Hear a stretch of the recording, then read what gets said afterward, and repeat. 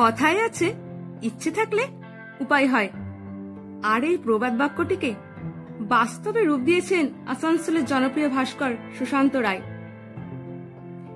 নিজের উদ্যোগে বাড়িতে আস্ত একটা শীষমহল এবং ওয়াক্স মিউজিয়াম বানিয়ে তাক লাগিয়েছেন সবাইকে। কেমন ছিল এই সৃষ্টির কাহিনী? আসলে বেশ কয়েক বছর আগে জয়পুরে মোমের মূর্তি তৈরি করতে গিয়েছিলেন সুশান্ত রায়। আর সেখানে গিয়েই প্রথম সাক্ষী হন আলো ঝলমলে শীষমহলের।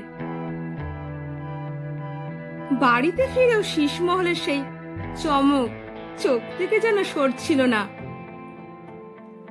আর তাই ঠিক করে ফেললেন নিজের বাড়ির দোতলায় তৈরি করবেন শীষমহল।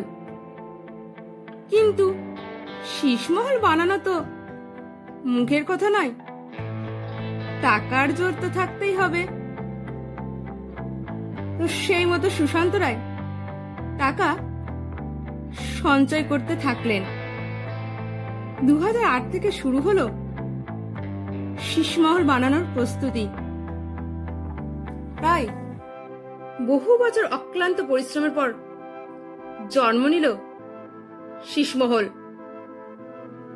2001 সালে প্রথম মোমের মূর্তি তৈরি করেন তিনি। প্রথম মোমের মূর্তি তিনি তৈরি করেন অমিতাভ বচ্চনের। তারপর জ্যোতি বসু, বিরাট কোহলি, সুশান্ত সিং রাজপুত, ছোটা ভীম, দেব, আরো অনেকের। খুব সুন্দর বন্ধুরা। তো তোমাদের ঠিকানাটা বলে দিই, 1 নম্বর মহিশিলা কলোনি, আসানসোল, অরবিন্দ পল্লী মোড়, শিমুলতলার নিকট, জেলা পশ্চিম বর্ধমান।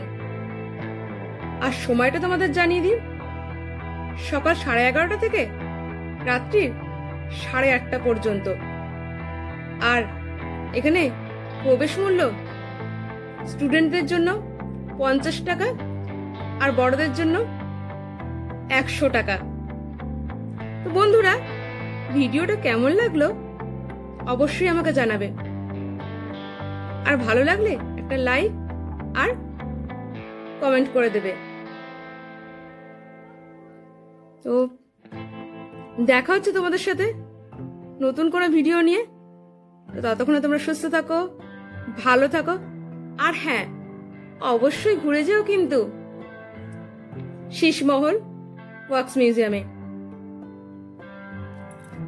বন্ধুরা, ভুল ত্রুটির জন্য ক্ষমা চাইছি।